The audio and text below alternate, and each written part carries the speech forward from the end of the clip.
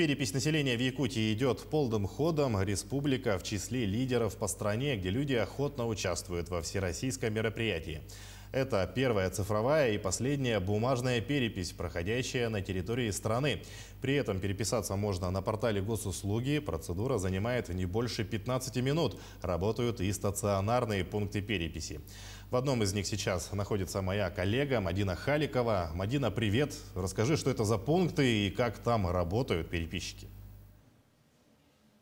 Сергей, здравствуй. Я сейчас нахожусь в Национальной библиотеке. Здесь открыт стационарный пункт для того, чтобы можно было совершить свой гражданский долг и пройти перепись населения. Организованы компьютеры с выходом в интернет, где загружены госуслуги, и можно пройти перепись прямо здесь.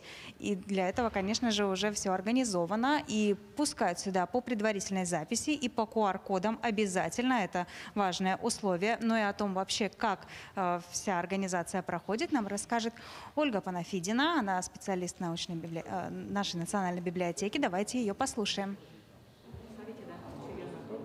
У нас предоставлены компьютеры с выходом в интернет, специально в отведенных местах. Мы принимаем людей строго по предварительной записи с предоставлением QR-кода.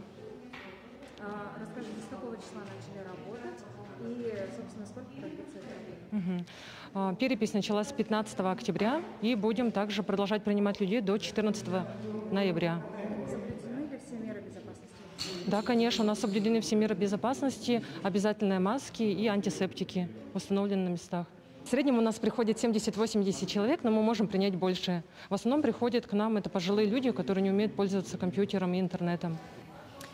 Хочется отметить, что здесь соблюдаются все меры предосторожности. Это обязательное условие, потому что на входе у вас обязательно измерят температуру, обработают руки антисептиком. Если нет маски, выдадут маску. И еще раз напомню, что система входа по QR-коду. Также всем помогут желающим пройти перепись, оформить этот переписной лист. И будут работать здесь стационарный пункт будет работать и в нерабочие дни, объявленные с 30 по 7 ноября.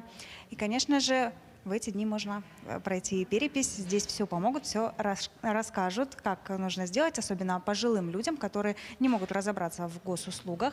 Ну а на этом у меня пока вся информация. Сергей. Мадина, спасибо. Я напомню, Мадина Халикова рассказала о работе стационарных пунктов для переписи населения.